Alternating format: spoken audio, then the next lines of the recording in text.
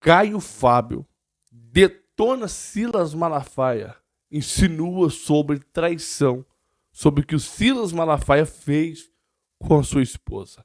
Não sou eu que estou falando, é Caio Fábio que tinha convivência com o pastor Silas Malafaia. Eu quero trazer também aqui o pronunciamento da esposa do pastor Silas Malafaia. Mas antes, deixa eu mostrar um vídeo aqui que na realidade não tem muita coisa a ver com o assunto de hoje, mas acaba tendo um pouquinho a ver. Veja isso daqui. Esta igreja é sua, esse povo é seu. Nos locais que puder, fazer campanha aberta e totalmente. Quer que eu lhe diga? É o mínimo que eu posso fazer por quem respeitou os crentes nessa cidade. Prefeito, esta igreja é sua. Esse povo é seu. Todo mundo já entendeu e vai sair daqui hoje fazendo o serviço que tem que ser feito. Eu quero lhe dizer que quando você estiver triste, pensa em nós, porque nós vamos estar orando por você, pela sua família, pela sua administração. A Bíblia diz que Deus disse a Abraão: quem te abençoar, eu abençoo. Você nos abençoou e Deus vai abençoar você. Com uma calorosa salva de palmas, com a palavra, Ricardo Nunes, o prefeito de São Paulo. Eu vejo aqui o pastor, eu vou comentar já sobre o caso Silas Malafaia, eu vou comentar sobre o que o Caio Fábio falou, colocar aqui o vídeo da esposa de Silas Malafaia. Mas que eu posso ver aí o pastor Samuel Ferreira, pastor presidente da Assembleia de Deus no Brás, acho que é a Madureira, se não me engano. Eu vejo ele falar que a igreja é do Ricardo Nunes. A igreja está com o Ricardo Nunes e a igreja está apoiando o Ricardo. Se você for pesquisar o governo aí do Ricardo Nunes, vocês verão que tem algumas irregularidades, crimes, na verdade. Mas o pastor diz que a igreja é do Ricardo Nunes. Meu irmão, a que ponto nós, evangélicos, chegamos de olhar para um político provavelmente corrupto e dizer o seguinte: a igreja é sua, fique à vontade porque aqui está todo mundo com você, todo mundo vai votar em você porque a igreja é sua. Primeiro, a igreja é do Senhor Jesus Cristo. Segundo, a igreja não deveria virar palanque para comício. Pessoas que não têm compromisso com Deus não deveriam subir em um altar ou em um palanque de igreja, vamos assim dizer. Pessoas que não têm compromisso com Deus e nem com a verdade e nem com a santidade não deveriam tocar em um microfone da igreja para poder falar qualquer coisa que seja. E você vê aí o Samuel Ferreira, além de dar apoio a Ricardo Nunes, que segundo algumas pessoas que acompanham mais de perto esse camarada, o que acontece? Tem ideologias totalmente contrárias à nossa fé, segundo aqueles que acompanham esse político, porque eu não acompanho esse político, até porque é político de São Paulo e eu sou do Espírito Santo, etc e tal. Mas o cara chegar ao disparate de dizer que a igreja é do Nunes é uma vergonha sem tamanho. É uma vergonha a ponto que chegaram algumas igrejas por ter favores, por obter favores. Tudo isso é por interesse. Você pode ter certeza que o Samuel Ferreira está fazendo isso é por picaretagem e é por interesse próprio. E isso a igreja só vai sendo queimada. A honra da igreja só vai afundando dia após dia. Por quê? Por causa de pessoas como o Samuel Ferreira. Lamentável o que está acontecendo. Mas o que tem a ver o vídeo do Silas Malafaia com esse vídeo que você está falando aqui? O Silas Malafaia está no mesmo caminho. Silas Malafaia é outro líder evangélico poderosíssimo no Brasil, praticamente um coronel. E o que ele está fazendo? Colocando a igreja também na politicagem, a favor do mal. É a favor do mal que ele está colocando. A favor do mal. É lamentável a gente ver a igreja, quando deixa de ser igreja, quando deixa de exercer um papel cristão para exercer papel simplesmente político. Ah, mas a Bíblia é cheia de política, é verdade. A Bíblia é cheia de política. Sim, eu concordo. O cristão pode sim se envolver com política, porque política é bíblica. Sim, 100% realidade, verdade.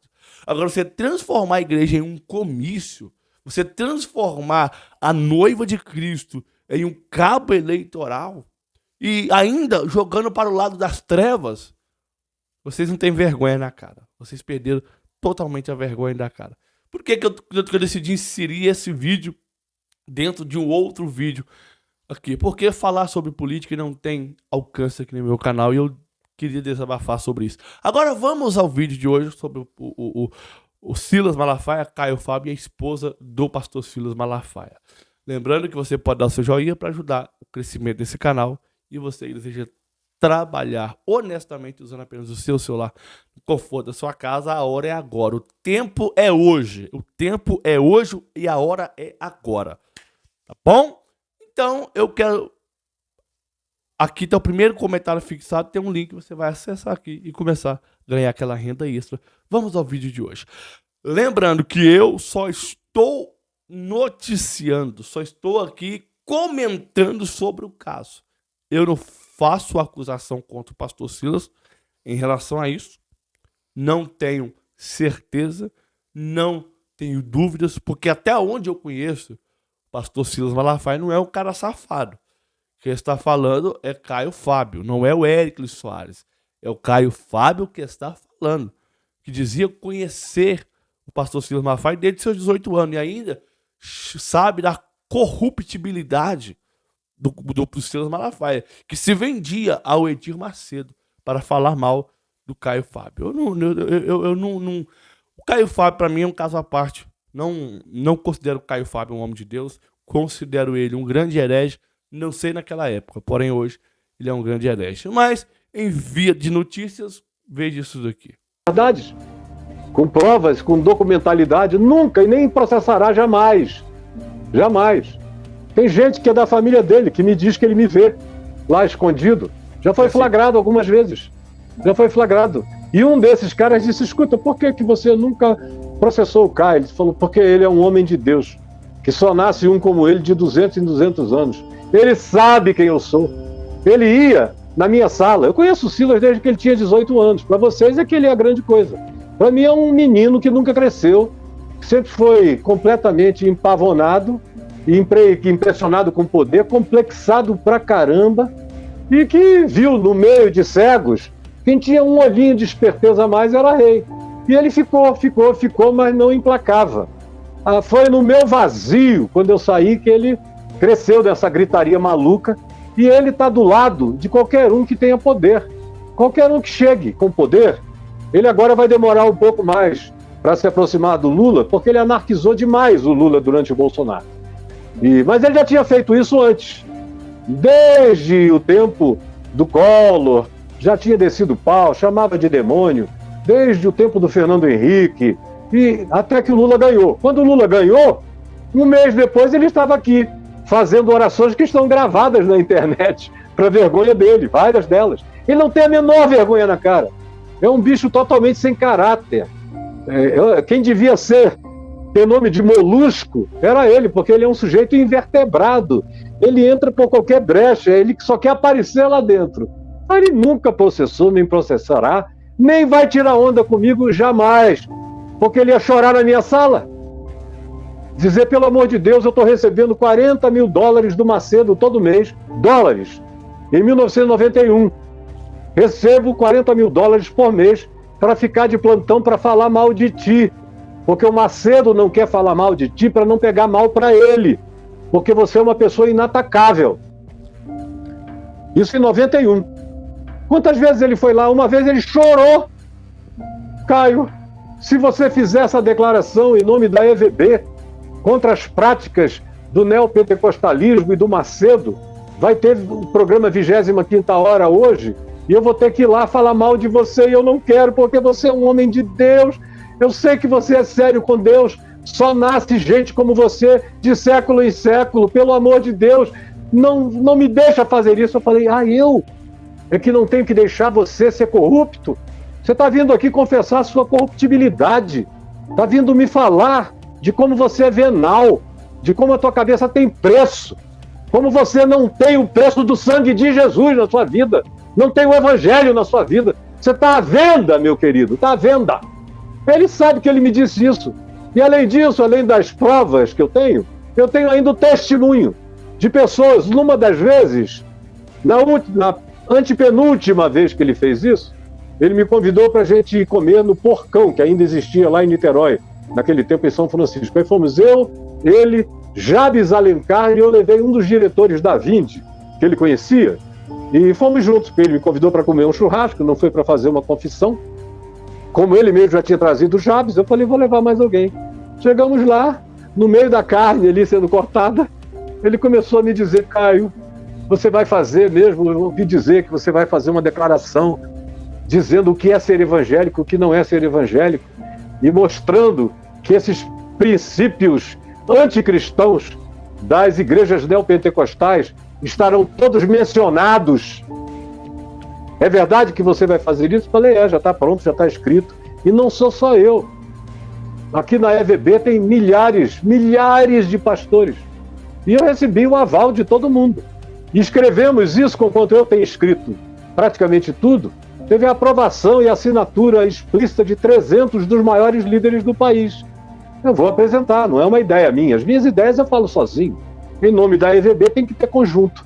Aí ele falou, pelo amor de Deus, não faça isso, porque senão eu não posso deixar de receber os $40 mil. Falou de novo. Na frente do Jabes Alencar, na frente do diretor da Vinde, que está pronto para testemunhar, estava lá. Falou isso, eu não posso deixar. Lá vou eu ter que ir de novo. Eu digo, é bom quando você ganha todo mês, no mês que eu não falo nada, né? Porque no mês que eu falo, você ganha, mas com essa consciência só ficando pior.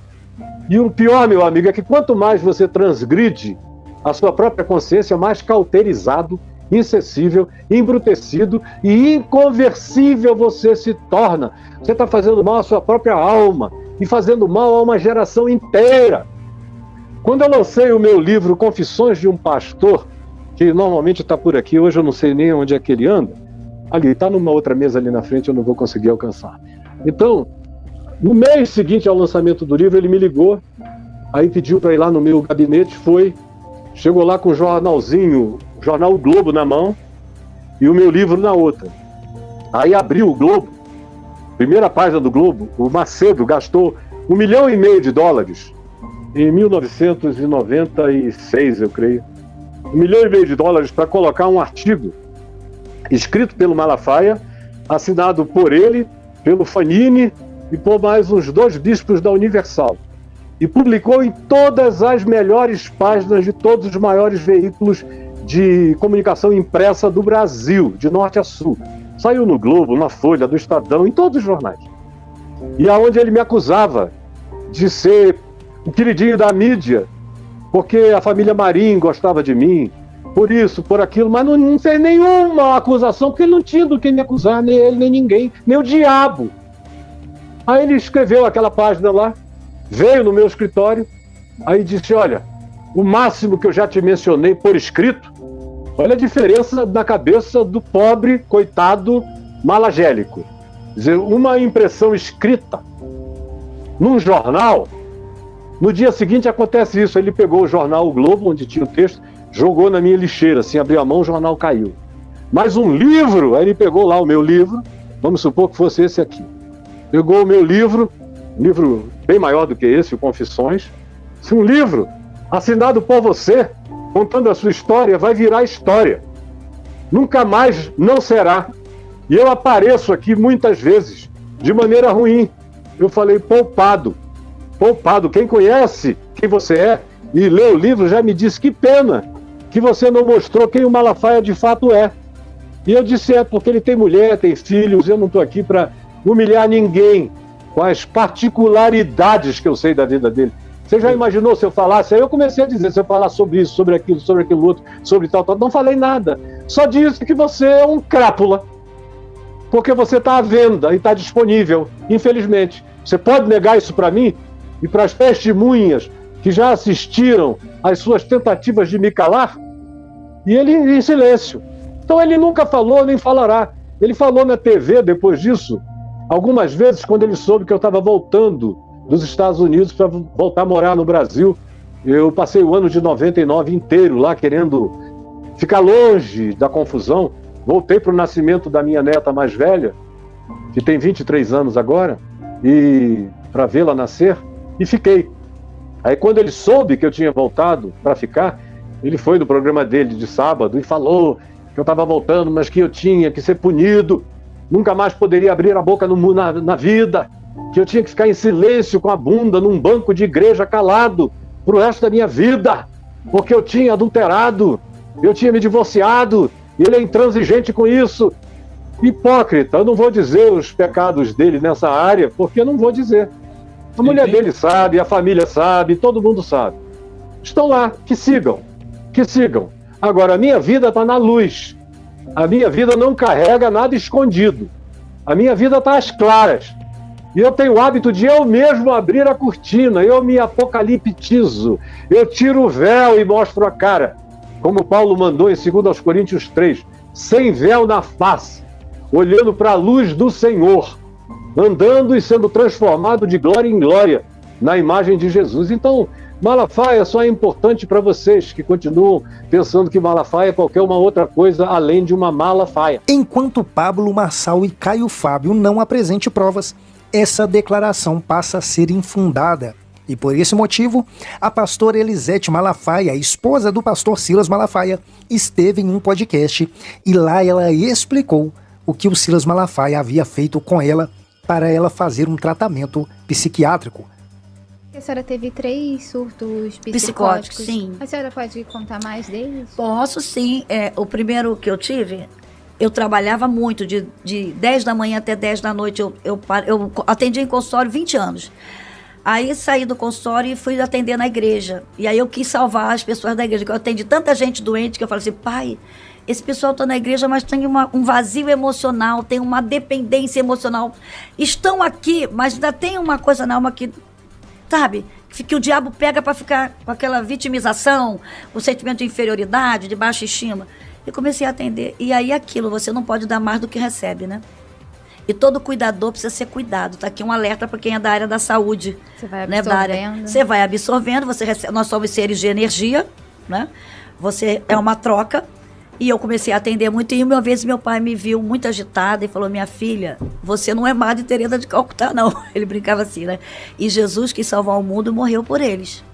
Ele começou a me dar um alerta. E nessa época também estava tendo muitos embates do Silas com a mídia, porque estava aquele 25ª hora. Aquelas brigas, né, com a Universal que o Silas defendia, e o Silas se achando, e aquilo também foi um conjunto de coisas. Né?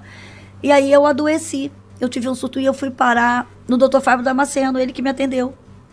E eu lembro que eu entrei lá no consultório, eu vi um globo e eu brincando, falei assim, Dr. Fábio, a gente precisa salvar o mundo. Ah, Jesus está voltando, isso foi em 2000. Jesus está voltando e você sabe como é. A minha preocupação sempre era, meu surto é sempre com a igreja, ver com pessoas, sabe, preocupação.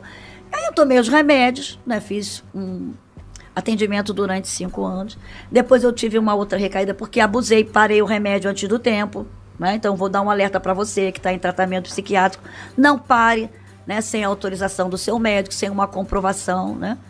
Claro que a gente sabe que nessa área vá um bom psiquiatra, né? Vá uma pessoa de confiança, porque a gente sabe que, infelizmente, existe uma indústria farmacêutica, como tem uma indústria alimentícia, como tem uma indústria da moda, como tem uma indústria da beleza. Tudo move isso e você tem que ir nas pessoas certas, né? Porque, infelizmente, existe isso.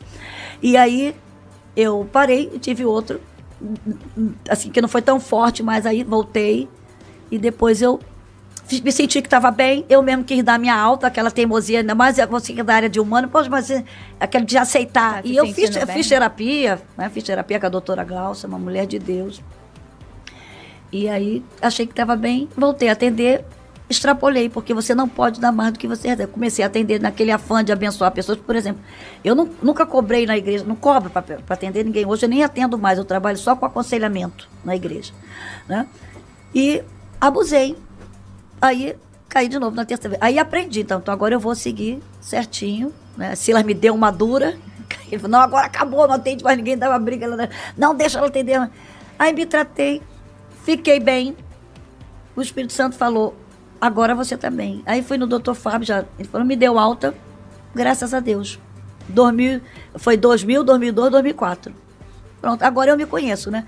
Eu não fico vendo, não gosto muito das mídias sociais, né? Só falo o essencial. E aprendi uma coisa, porque como o Silas é um cara de muito embate, eu entendi que eu tinha que ficar na retaguarda, né? Porque senão, os meus momentos difíceis, engraçado, eu sempre me relacionei bem com o Silas, né?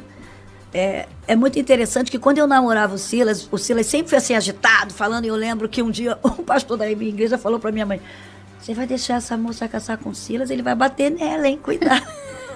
Eu tenho uma amiga que chamava o Silas, a Mariléia, de Siri na lata. O Silas, porque ele sempre foi assim agitado, gesticulando, falando, né? Mas eu sempre, como eu conheci ele desde novinho, temperamento, a família eu já conhecia, que é uma família sangue mais quente, né? Então, pra mim, diferente.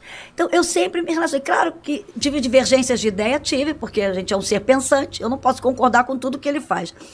Mas momentos difíceis que a gente passou foi no mundo espiritual. Por exemplo, na época, uma coisa que me marcou muito, que eu fiquei muito preocupada, foi na época do G12.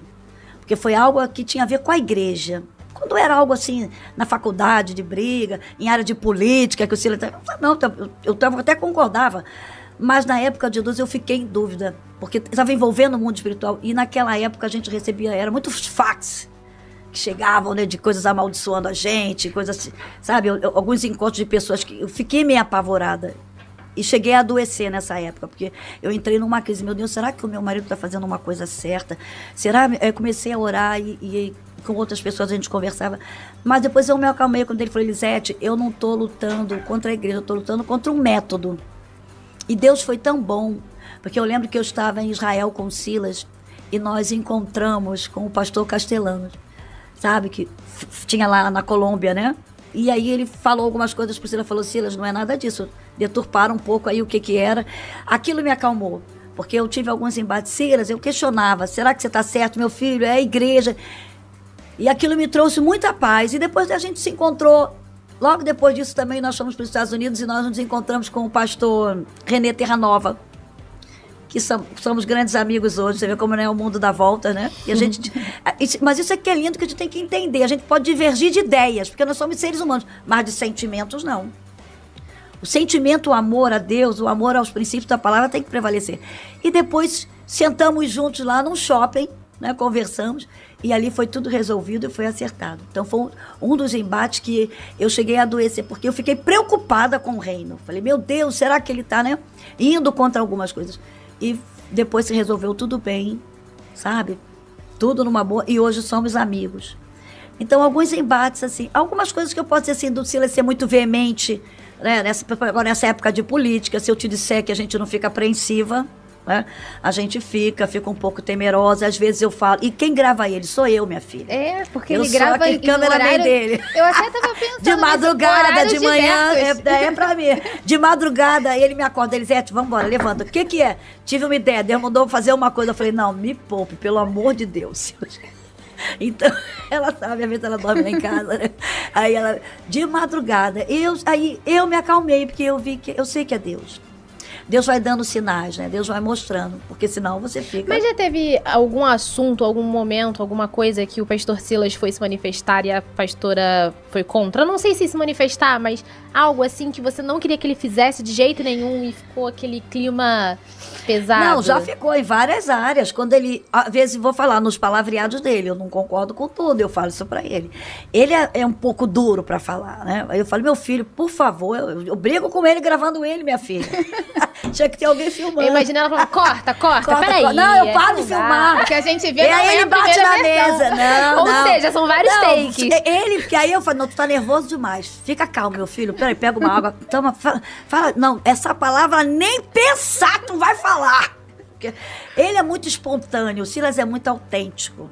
Então, isso às vezes ajuda, mas às vezes prejudica. A gente tá vendo isso aí, né? Quando fala, às vezes, as coisas que não é para falar. Então, ele é um ser humano, ele é muito espontâneo. E ele mesmo fala isso, né? Que ele já teve situações, sim, de embates, até conversando com pastores amigos, assim, em mesa, dele ter reações que eu falo, Silas, pelo amor de Deus, não faça isso. Ele tenta aguentar e chega em casa, aí eu dou duro, sabe? Eu falo com ele, isso aí não, tem coisas que...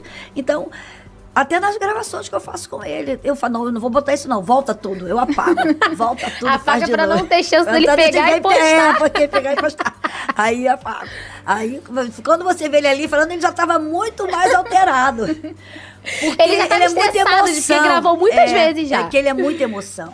Agora, uma coisa que é interessante, que eu já discordei e que ele falhou, porque às vezes, né, são de coisas que ele acreditou demais em pessoas que eu falava, não acredito, eu não acredito, porque a mulher é interessante.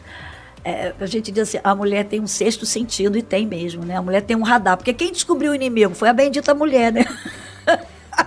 Que tem essa visão multifocal, né? Que tem esse radar. Né? Quando eu tive 3 surtos psicóticos devido a estresses, né? E coisas de atendimento que eu trabalhei muito também atendendo. E de me levar por aquilo que as pessoas ouvem. Por isso que eu não gosto muito de rede social, porque eu fui me deixar levar por uma pessoa muito conhecida que eu gostava, admirava como pastor, e ele fez uma calúnia a meu respeito. Se eu disser para vocês o que eu já ouvi, eu já ouvi dizer que a minha irmã estava grávida do Silas.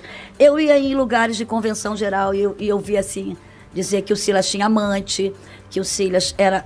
Uma vez eu estava numa convenção e a mulher falou assim, você sabia que o teu filho transou, o seu marido pegou a aeromoça? Ela falou comigo que ele transou. Eu falei, foi. Então, você tem que ter uma estrutura. Deus foi me preparando emocionalmente, né? Porque eu ouvi muitas coisas que eu não gostaria de ouvir. Eu digo assim quando eu atendo pessoas que falam, mas eu fui estuprada. Mas eu falei, minha filha, isso aí, todo mundo tem suas dores. Eu tive as minhas, você teve na mundo secular, eu tive dentro da igreja. Porque eu cresci ouvindo ofensas, que meu pai era ladrão, meu pai roubava da igreja. Teu pastor tá comprando, pegando o dinheiro para dar um anel para a filha. Meu pai nunca me deu um anel, eu não tive 15 anos, nada disso. Eu ganhei o maior presente que meu pai me deu com 15 anos, foi uma Bíblia. E naquela Bíblia ele colocou assim, que aquilo marcou minha vida. Elisete, que acima de tudo em sua vida esteja Jesus Cristo e a sua palavra. E você vai ser feliz neste mundo e na eternidade. Olá, meus queridos irmãos, tudo bem com vocês? Espero que sim, tá? Eu me chamo Ed Fernandes, tá? E é um prazer estar aqui no canal do nosso irmão, o Eric Soares. Eu vim aqui trazer uma oportunidade para todos vocês, tá, que acompanham o canal dele, que seguem ele. Eu conversei com ele, né? Nós conversamos sobre essa oportunidade que vocês vão ter aqui através desse anúncio, tá bom? Gravei esse vídeo aqui rapidinho já para convidar vocês para que vocês cliquem aqui nesse link, tá? Aqui abaixo no comentário fixado, e me chama no WhatsApp aqui que eu vou ensinar vocês, tá? Eu mesmo vou ensinar vocês de como você está faturando de 1.000, 2.000, 3.000 reais por mês, ou muito mais do que isso aqui apenas usando o teu celular, tá bom? Então não perca tempo, clique agora e chama lá no meu WhatsApp que eu vou ensinar vocês como funciona, tá bom? Já adianto, pode ficar em paz, tá? Não tem nada a ver com pirâmide, não tem nada a ver com joguinho de aposta, não tem nada a ver com essas baboseiras, tá? Que eu creio que vocês têm visto aí na internet, tá? É um trabalho honesto e seguro que não atinge nossos princípios como cristão, tá bom? Então chama lá agora.